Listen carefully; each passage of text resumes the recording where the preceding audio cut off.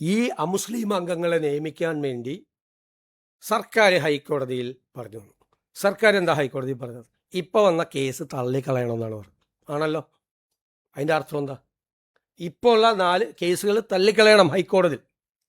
വഖഫ് board, അദ്ദേഹം മുഖ്യമന്ത്രിയായിരുന്ന സമയത്ത് നിയമിച്ച വഖഫ് ബോർഡ് നേരെ സുപ്രീം കോടതിയിൽ പോയി. എന്നിട്ട് അവരെ പ്രവർത്തനം ഫ്രീസ് ചെയ്തു ഹൈക്കോടതി. എന്നിട്ട് പറഞ്ഞു സംസ്ഥാന സർക്കാർ കേസ് തള്ളിക്കളയണമെന്ന് ആവശ്യപ്പെട്ടിട്ടും ഹൈക്കോടതി അത് തള്ളിക്കളയാതെ അവരുടെ പ്രവർത്തനം മന്ദീഭവിപ്പിച്ചു എന്ന പ്ലീസ് നോ പറഞ്ഞു, കൃത്യമായിട്ട് പറഞ്ഞു. അപ്പോൾ സംസ്ഥാന സർക്കാർ ഈ കേസ് തള്ളിക്കളയണം എന്ന് ഹൈക്കോടതിയിൽ പറഞ്ഞു വന്ന പിന്നെ എന്താ അതിൻ്റെ അകത്ത് വിവാദം? രണ്ടാമത്തെ കാര്യം ഈ വഖഫ് ബോർഡ്, LDF സർക്കാർ വെച്ച വഖഫ് ബോർഡ് അവിടെ പറഞ്ഞെന്താണെന്നറിയോ? ഞങ്ങൾ ചെയ്തോളാം, ഈ 2 പേരെ കൂടി വെച്ചുകൊണ്ട്, അമുസ്ലിങ്ങളായ ആളുകളെ കൂടി വെച്ചുകൊണ്ട് ഞങ്ങളിത് പുനഃസംഘടിപ്പിച്ചു കൊള്ളാം. നമസ്കാരം, ഭാരത് ലൈവിലേക്ക് സ്വാഗതം. നമസ്കാരം. വഖഫ് വിഷയത്തിൽ നല്ലൊരു തീരുമാനം വന്നിരിക്കുന്നു.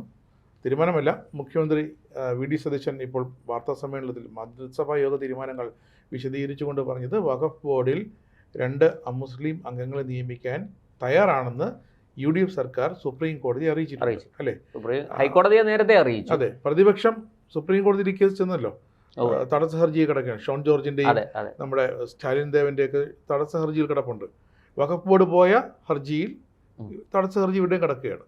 അപ്പോൾ രണ്ടാമത് പറഞ്ഞത് പ്രതിപക്ഷം 2 അംഗങ്ങളെ അന്ന് ഭരണപക്ഷം അവർ വയ്ക്കാത്തത് ഈ 2 അമുസ്ലിം അംഗങ്ങൾ അന്നത്തെ പ്രതിപക്ഷത്തു നിന്ന് വയ്ക്കേണ്ടി വരും, അല്ലെങ്കിൽ ഇന്ന് പ്രതിപക്ഷമായ ഇടത് പാർട്ടിക്ക് വഖഫ് ബോർഡിൽ 2 പേര് വേണ്ട എന്നൊരു തീരുമാനം അതുകൊണ്ടാണെന്നാണ് VD സതീശൻ കുറ്റപ്പെടുത്തിയത്.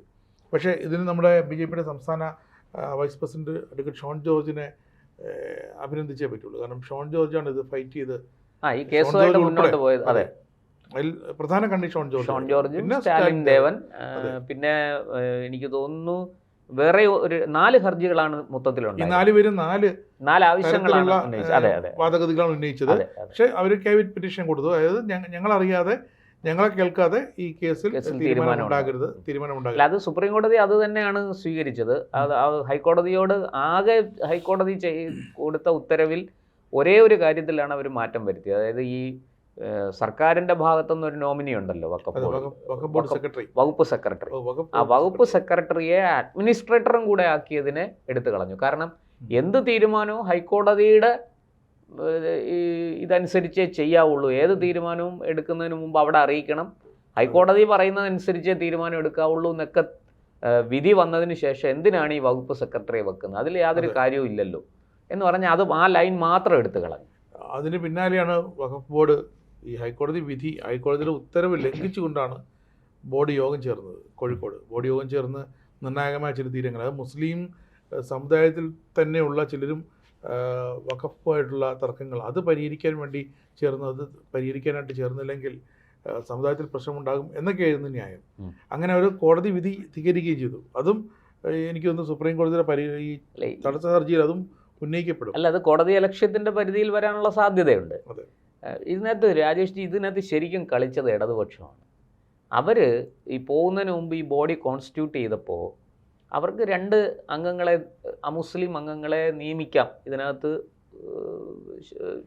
ഉൾപ്പെടുത്താമായിരുന്നു. അതവർ ചെയ്തില്ല. എന്തിനാണ് അവരത് ചെയ്യാതിരുന്നത്? കാര്യം വളരെ വ്യക്തമാണ്. ന്യൂനപക്ഷ വോട്ട് ഇക്കുറി UDFനാണ് എന്ന് അവർക്ക് മനസ്സിലായി. അവനെ എങ്ങനെയും കിട്ടാവുന്ന അത്രയും ന്യൂനപക്ഷ വോട്ട് സമാഹരിക്കുക, അതിൻ്റെ ഭാഗമായിട്ടാണ് ഇവർ പുറത്തു പറഞ്ഞത്.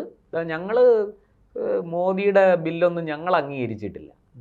പക്ഷേ അവർക്കറിയാം കേസ് വരുമ്പോൾ, അവർ കോടതിയിൽ കേസ് വന്നു, ഷോണ് കൊണ്ടുപോയി പണി വെച്ചു കൊടുത്തു. വെച്ചപ്പോൾ അവർ കോടതി പറഞ്ഞു ഞങ്ങളത് നിയമിക്കണതിന് ഞങ്ങൾക്ക് വിരോധമൊന്നുമില്ല, ഒരല്പസമയം തന്നാൽ മതി എന്ന് പറഞ്ഞ് ഇവർ തടിയൂരി. നിയമിച്ചില്ല. കാരണം തെരഞ്ഞെടുപ്പ് വന്നു പോയി, അപ്പോഴത്തേക്കും നിയമിച്ചാൽ അത് ഇവർക്കെതിരാകുമെന്നുള്ള. അപ്പോൾ ഇവർ ന്യൂനപക്ഷ, അതായത് മുസ്ലിം സമുദായത്തിന് ഇവർ കൊടുത്ത ഒരു സന്ദേശം, നിങ്ങൾ വിഷമിക്കേണ്ട, എന്തു വന്നാലും ഞങ്ങളായിട്ടിത് നിയമിക്കില്ല. ഞങ്ങൾ 2 അമുസ്ലിങ്ങളെ ബോർഡിൽ ഉൾപ്പെടുത്തില്ല, പാലിച്ചിട്ടും അത് ഞങ്ങൾ എന്ത് തന്ത്രം പ്രയോഗിച്ചും ഞങ്ങൾ അതിനെ അകറ്റി നിർത്തും. എന്നിട്ട് കോടതിയിൽ നേരെ തിരിച്ചൊരു സ്റ്റാൻഡും എടുത്തു. ഇവർ വിചാരിച്ച എന്താണെന്ന് വെച്ചാൽ ഇത് കഴിഞ്ഞ് വരുമ്പോൾ വീണ്ടും തുടർഭരണം കിട്ടുകയാണെങ്കിൽ നമുക്ക് ഏതെങ്കിലും വിധത്തിൽ ഇതിനെ ഒന്ന് ഒഴിവാക്കി നിർത്താം. കോടതിയിൽ എന്തെങ്കിലുമൊക്കെ പറഞ്ഞും, സുപ്രീം കോടതിയിൽ ഒരു കേസ് നടക്കുന്നുണ്ടല്ലോ ഇതിനെതിരെ, അപ്പോൾ അതൊക്കെ പറഞ്ഞ് നമുക്ക് എങ്ങനെയെങ്കിലുമൊക്കെ ഊളിയിടാം.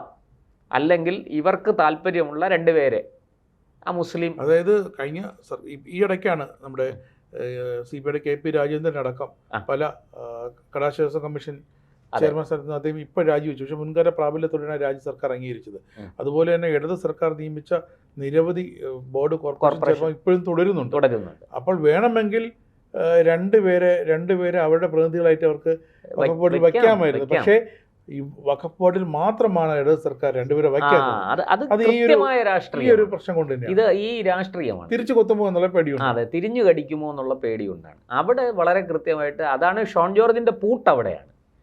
ഈ സ്റ്റാലിൻ ദേവൻ ഉൾപ്പെടെയുള്ളവർ കൊടുക്കുന്ന ഹർജി നിയമപരമാണ്. അവർക്ക് രാഷ്ട്രീയ മോഹങ്ങളൊന്നുമില്ല, രാഷ്ട്രീയ ലക്ഷ്യങ്ങളുമില്ല. പക്ഷേ ഷോൺ ജോർജ് കൃത്യമായിട്ട് ഒരു പൊളിറ്റീഷ്യൻ ആയതുകൊണ്ട് തന്നെ പൊളിറ്റിക്കലായിട്ട് CPM-നും വഖഫ് ബോർഡിനും ഇട്ട ഒരു പൂട്ടാണ് ആ ഹർജി. അപ്പോൾ പോട്ടെ, ഹർജിയുടെ ഇതൊക്കെ കഴിഞ്ഞ് ഇനിയിപ്പോൾ നോട്ടീസൊക്കെ വന്നല്ലോ. ഇപ്പോൾ VD സതീശൻ വളരെ കൃത്യമായിട്ട് പറഞ്ഞിരിക്കുന്നു, 2 പേരെ ഞങ്ങൾക്ക് നിയമിക്കും, നമുക്ക് ബുദ്ധിമുട്ടൊന്നുമില്ല. കാരണം ഞങ്ങളല്ല ഇതൊന്നും ഉണ്ടാക്കിയത്. നമുക്ക് ഭരണഘടനാ ബാധ്യതയുണ്ട്. എന്താണ്? കേന്ദ്ര സർക്കാർ കൊണ്ടുവരുന്ന ഒരു അമെൻമെൻറ്റ്, ഒരു ഭേദഗതി നടപ്പാക്കുക എന്നുള്ളത് സംസ്ഥാന സർക്കാരിൻ്റെ ഭരണഘടനാപരമായ ബാധ്യതയാണ്. തീർച്ചയായിട്ടും ആ ബാധ്യത VD സതീശൻ എന്ന മുഖ്യമന്ത്രിയും അദ്ദേഹത്തിൻ്റെ സർക്കാരും അനുസരിക്കും.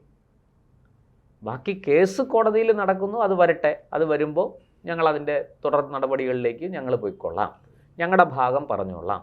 അവരുടെ ഭാഗം 2 മുസ്ലിങ്ങളെ ഇതിൽ 2 അമുസ്ലിങ്ങളെ ഈ വഖഫ് ബോർഡിൽ ഉൾപ്പെടുത്തരുത് എന്ന് തന്നെയാണ്. ജനം കുറെ കൂടി, അല്ലെങ്കിൽ മുസ്ലിങ്ങൾ കുറെ കൂടി വിശ്വസിച്ചത് UDF-നെയാണ്, VD സതീശനെയാണ്, അല്ലെങ്കിൽ കോൺഗ്രസിനെയാണ്. LDF-ൻ്റെ ഈ ഇരട്ടത്താപ്പ്, അതിന് കാരണവും LDF-ഉം മുഖ്യമന്ത്രി ആയിരുന്ന പിണറായി വിജയനും തന്നെയാണ്. കാലങ്ങളായിട്ട് പറയുന്നതൊന്ന് പ്രവർത്തിക്കുന്നത് വേറൊന്ന്. ആ രീതിയിൽ പോയപ്പോൾ അവർക്ക് മനസ്സിലായി, ഈ പല സന്ദർഭങ്ങളിലും പിണറായി വിജയൻ്റെ വാക്കുകളും ഇതും തമ്മിൽ. ഒരു ചെറിയ ഉദാഹരണം ഞാൻ പറയാം. നമ്മുടെ ആൻറ്റി CAA പ്രൊട്ടസ്റ്റ് നടന്നല്ലോ. അതിനകത്ത് ഉദ്ധരിച്ചൊരു പ്രധാനപ്പെട്ട കാര്യം, ഇവിടെ റിസർവ് ബാങ്കിൻ്റെ മുമ്പിൽ പോയിരുന്ന് സമരം ചെയ്തു പിണറായി വിജയൻ, ചെന്നിത്തലയും കൂടെ കൂട്ടി. എന്നിട്ട് പിണറായി വിജയൻ അവിടെ കൊടുത്ത സന്ദേശം എന്താണ്? ഈ കോൺഗ്രസിനെ കൊണ്ടൊരു ചുക്കും നടക്കൂല. 2019 കോൺഗ്രസ് പിന്നെ ഒരു 100 സീറ്റെങ്കിലും നേടിയിരുന്നെങ്കിൽ ശരി, നമുക്ക് പ്രതീക്ഷിക്കാം. കോൺഗ്രസ് 50 സീറ്റ് അവിടെ എന്താ പറയണ്ടേ, പ്രതിപക്ഷ നേതാവിനെ തിരഞ്ഞെടുക്കാനുള്ള അത്ര പോലും MP-മാർ കോൺഗ്രസ്സിനില്ല. അതുകൊണ്ട് കേരളത്തിലെങ്കിലും നിങ്ങൾക്ക് രക്ഷ വേണോ, നിങ്ങൾ LDF-നൊപ്പം നിൽക്കുക, എൻ്റെ ഒപ്പം നിൽക്കുക. ഇതാണ് പിണറായി വിജയൻ കൊടുത്ത സന്ദേശം. പാവം ചെന്നിത്തല അതിനകത്ത് പെട്ടും പോയി. ഇതാണ് അതിനകത്ത് നടന്ന പൊളിറ്റിക്സ്. ഇരിക്കട്ടെ. പക്ഷെ അത് കഴിഞ്ഞിട്ട് ഇതും പറഞ്ഞുകൊണ്ട് ഇങ്ങോട്ടാരും വരണ്ട, അമിത്ഷാ കൊള്ളാം, നല്ല തടിയാണ്, പക്ഷെ ആ തടിക്കകത്ത് മുഴുവനും വെള്ളമാണ് എന്നൊക്കെയാണ് പിണറായി വളരെ മോശമായ രാഷ്ട്രീയമൊക്കെയാണ് പറഞ്ഞത്. പക്ഷേ ഒന്ന് ആലോചിച്ച് നോക്കൂ, ഈ രീതിയിൽ, അതായത് ഇവിടെ ഡിറ്റൻഷൻ സെൻറ്റർ വിസ കാലാവധി കഴിയുന്ന ആൾക്കാരെ പാർപ്പിക്കാൻ ജയിലിൽ പറ്റത്തില്ല. അവർ ക്രിമിനൽ കേസ് പ്രതികളല്ല, അവർക്ക് ആകെ ഉള്ളത് അവരുടെ വിസ കാലാവധി കഴിഞ്ഞുപോയി. എന്നിട്ടും അവർ ഈ രാജ്യത്ത് തുടർന്നു. അവർ വിദേശ പൗരന്മാരാണ്. അപ്പോൾ അവരെ ഇവിടെ തുടരാൻ പിന്നെ അനുവദിക്കരുത്, അവരെ ഡീപ്പോർട്ട് ചെയ്യണം. അപ്പോൾ ഡീപ്പോർട്ട് ചെയ്യുന്നത് വരെ അവരെ താമസിപ്പിക്കാനായിട്ട് ഡിറ്റൻഷൻ സെൻറ്ററുകൾ സ്ഥാപിക്കണമെന്ന് പറയും. ഇതിനെ വളച്ചൊടിച്ച് ഇത് ഇവിടുത്തെ മുസ്ലിങ്ങളെ മുഴുവനും താമസിപ്പിക്കാനാണ്. പിന്നെ പൗരത്വം നഷ്ടപ്പെടുന്ന ഈ CAA-യും NRC-യും ഒക്കെ നടപ്പിലാക്കി കുറേ മുസ്ലിങ്ങളുടെ പൗരത്വം കളയും. അങ്ങനെ കളയുമ്പോൾ അവരെ താമസിപ്പിക്കാൻ വേണ്ടിയിട്ടാണ് ഡിറ്റൻഷൻ സെൻറ്റർ ഉണ്ടാക്കുന്നതെന്നാണ് ഈ പിണറായി വിജയൻ അടക്കമുള്ള നേതാക്കൾ അന്ന് പ്രചരിപ്പിച്ചത്. അവരുടെ രാഷ്ട്രീയ പ്രചാരണം അതായിരുന്നു. ആ പ്രചാരണത്തിൻ്റെ ഭാഗമായിട്ട് ഇവിടെ ഡിറ്റൻഷൻ സെൻറ്റർ ഒന്നും സ്ഥാപിക്കില്ല, ഞങ്ങൾ സ്ഥാപിക്കില്ലേ, അത് സ്ഥാപിച്ച് അതിൻ്റെ ഉദ്ഘാടനവും നടത്തി കൊടുത്തു പിണറായി വിജയൻ അല്ലേ. അപ്പോൾ ഞാൻ പറഞ്ഞ ഈ ഒറ്റ കാര്യം എടുത്താൽ മതി. ഈ ഉദാഹരണം നമ്മൾ പരിശോധിച്ച് നോക്കിയാൽ അത് ന്യൂനപക്ഷങ്ങൾ കൃത്യമായിട്ട് പിണറായി വിജയൻ്റെ വാക്കും പ്രവൃത്തിയും രണ്ടാണ്, ഞങ്ങളോട് യാതൊരു ആത്മാർത്ഥതയുമില്ല, അങ്ങേർക്ക് മുഖ്യമന്ത്രിയായിരിക്കാൻ വേണ്ടി അങ്ങേരുടെ കാര്യം കാണാൻ വേണ്ടിയിട്ട് നടത്തുന്നതാണ്. എന്നിട്ട് അവിടെ ഡൽഹി പോയി നരേന്ദ്രമോദിയായിട്ട് തോളി കൈയിടും, അമിത്ഷായെ കെട്ടിപ്പിടിക്കും, പിന്നെ മറ്റേ സ്വർണ്ണക്കടത്ത് കേസ് ഒതുക്കി, ED കേസ് ഒതുക്കി, എല്ലാ കേസുകളും ഒതുക്കും. ലാവ്ലിൻ കേസ് അനിശ്ചിതമായിട്ട് ഇങ്ങനെ നീളുകയാണ്. അങ്ങേരുടെ കേസുകൾ ഊരണം. അതിന് വേണ്ടിയിട്ട് അങ്ങേരവിടെ പോയി മോദിയുമായിട്ടുള്ള അന്തർധാര വളരെ സജീവമാണ്. അതിൻ്റെ കൂട്ടത്തിൽ UDF ഇവിടെ പ്രചരിപ്പിച്ചു കൊടുത്തു, പിണറായി വിജയൻ മുണ്ടുടുത്ത മോഡിയാണ് എന്ന പ്രചാരണവും നടത്തി. ഇതെല്ലാം കൂടെ വന്നപ്പോൾ ന്യൂനപക്ഷങ്ങൾക്ക് ഈ സർക്കാരിലുള്ള വിശ്വാസം പരിപൂർണമായിട്ട് നഷ്ടപ്പെട്ടു. മാത്രമല്ല 24-ലെ തെരഞ്ഞെടുപ്പിൽ കേന്ദ്രത്തിൽ മോദിക്കൊരു ഇടിവുണ്ടാകുകയും അവിടെ നമ്മുടെ രാഹുൽ ഗാന്ധി കയറി വരികയും ചെയ്തു. 100 സീറ്റിനടുത്ത് 99 സീറ്റ് കിട്ടി. അവർ മുഖ്യ പ്രതിപക്ഷ നേതാവായി മാറുകയും ചെയ്തു രാഹുൽ. BJPക്ക് കേവല ഭൂരിപക്ഷം കിട്ടിയത്, BJPക്ക് ഒറ്റയ്ക്ക് കേവല ഭൂരിപക്ഷം കിട്ടിയില്ല. അവിടെ ഏതാണ്ട് 40 സീറ്റ് താഴെയാണ്. അപ്പോൾ ഇതെല്ലാം കൂടെ വന്നപ്പോൾ ന്യൂനപക്ഷങ്ങൾക്ക് മനസ്സിലായി, ഇനി നമ്മൾ കോൺഗ്രസിനെ പിന്തുണച്ചാൽ മതി, പരമാവധി കോൺഗ്രസിനെ പിന്തുണച്ച് കോൺഗ്രസിനെ ശക്തിപ്പെടുത്തണം. മാത്രമല്ല നോക്കൂ, സൗത്ത് ഇന്ത്യയിൽ കർണാടക ഭരിക്കുന്നത് കോൺഗ്രസ്, പിന്നെ തെലങ്കാന ഭരിക്കുന്നത് കോൺഗ്രസ്, ഇനിയിപ്പോൾ കേരളവും കോൺഗ്രസ് ആണ്. അപ്പുറത്ത് DMK പിന്നെ കോൺഗ്രസുമായിട്ട് നല്ല സഹകരണമാണ്, കുഴപ്പമില്ല, DMK ആണ് ഭരിക്കുന്നത്, സ്റ്റാലിൻ നമ്മളെ കൂടെ നിൽക്കും. ഈ ന്യൂനപക്ഷങ്ങളുടെ ഈ ചിന്താഗതിയാണ് സത്യത്തിൽ ഇടതുപക്ഷത്തിന് വലിയ പാരയായി മാറിയത്. ഇനി ഇവരെന്തൊക്കെ പറഞ്ഞാലും ഈ ന്യൂനപക്ഷ വോട്ട് ഇവർക്ക് കിട്ടാനുള്ള സാധ്യത കുറേ നാളത്തേക്കെങ്കിലും ഇല്ല എന്ന് തന്നെയാണ് എൻ്റെ വിലയിരുത്തൽ. അപ്പം അത് രാഷ്ട്രീയമാണ്, അത് വേറെ അതിനകത്ത് ഒന്നുമില്ല.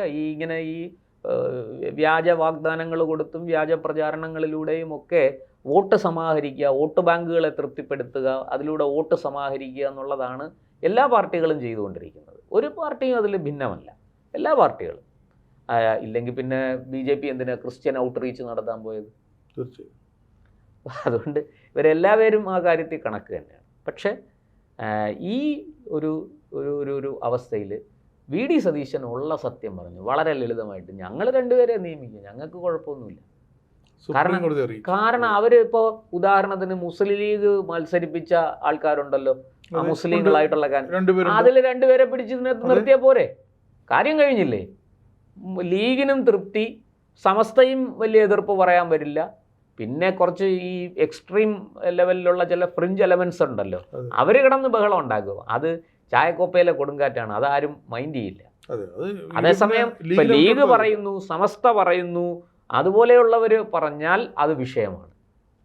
അവിടെ അവരെ തൃപ്തിപ്പെടുത്തിക്കൊണ്ട് അവരെ വിശ്വാസത്തിലെടുത്തുകൊണ്ട് VD സതീശൻ വളരെ കൃത്യമായിട്ട് ഏറ്റവും നല്ല പൊളിറ്റിക്സ് അതിനകത്ത് കളിക്കും. അതോടുകൂടി ഈ ശരിക്കും പറഞ്ഞാൽ തകർന്നു പോകുന്നത് ഇടതുപക്ഷമാണ്. ഇടതുപക്ഷത്തിൻ്റെ പുറത്തുണ്ടായിരുന്ന വിശ്വാസ്യത അത് നഷ്ടപ്പെടും. അത് നഷ്ടപ്പെടുന്നതോടുകൂടി ഈ ന്യൂനപക്ഷ വോട്ടുകൾ എന്നേക്കുമായിട്ട് ഇടതുപക്ഷത്തിന് നഷ്ടപ്പെടുകയാണ്. അങ്ങനെ ഒരു കാര്യമുണ്ട്.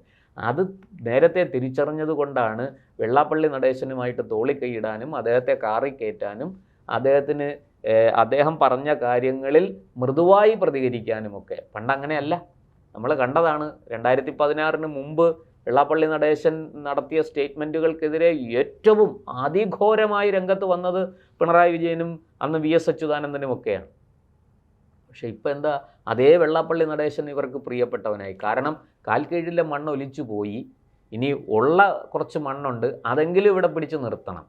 അത് പാർട്ടിയുടെ എക്കാലത്തെയും വോട്ട് ബാങ്ക് എന്ന് പറയുന്നത് ഈഴവ സമുദായമാണ്. ആ സമുദായത്തെ തൃപ്തിപ്പെടുത്താനാണ് വെള്ളാപ്പള്ളി നടേശനുമായിട്ട് കൂട്ടുകൂടിയത്. പക്ഷെ അതെല്ലാം വെളുക്കാൻ തേച്ചതെല്ലാം പാണ്ടായി പോയി എന്നുള്ളതാണ്. അത് അവർ തിരിച്ചറിയുന്നില്ല ഇപ്പോഴും. ഇരിക്കട്ടെ, അപ്പോൾ ഈ പ്രശ്നം VD സതീശൻ വളരെ മനോഹരമായി പരിഹരിക്കും. അദ്ദേഹത്തിന് അതിനുള്ള തഞ്ചവും തരവും ഉണ്ട്. അദ്ദേഹം മുസ്ലിം ലീഗിനെ വിശ്വാസത്തിൽ എടുത്തുകൊണ്ട് തന്നെയാണ് മുന്നോട്ട് പോകുന്നത്. ലീഗിനും VD സതീശനോട് അങ്ങനെ അങ്ങോട്ട് അപ്രിയമൊന്നുമില്ല. അദ്ദേഹം എന്ത് ചെയ്താലും അത് നമ്മുടെ സമുദായത്തിന് ദോഷകരമായ രീതിയിൽ ചെയ്യില്ല എന്നൊരു വിശ്വാസം അവർക്കുണ്ട്. ഇതെല്ലാം കൂടെ ചേർന്ന് വരുമ്പം അവർ ലീഗ് പറയുന്ന 2 പേരെ 2 അമുസ്ലിം നോമിനേഷൻ അങ്ങ് നടത്തും, പ്രശ്നം അങ്ങ് പരിഹരിക്കും. അതോടുകൂടി പിന്നെ ഷോൺ ജോർജിൻ്റെ ഹർജി തീർപ്പാകും. പെട്ടുപോകുന്നത് ഇവരാണ്. ഇടതുപക്ഷം പിന്നെ ക്യാമ്പയിനൊക്കെ നടത്തും. കണ്ടില്ലേ, പിന്നെ UDF BJPക്ക് വഴങ്ങി. ആരും വിശ്വസിക്കില്ല, ആരും അതിനെ മുഖവിലേക്ക് എടുക്കില്ല. ഒരു തരത്തിലും അതിന് എന്തെങ്കിലും ഒരു ചലനം ന്യൂനപക്ഷങ്ങളുടെ ഇടയിൽ മുസ്ലിം സമുദായത്തിനുള്ളിൽ അത് ഉണ്ടാക്കും എന്ന് ഞാൻ കരുതുന്നില്ല. അവിടെ തീർന്നു.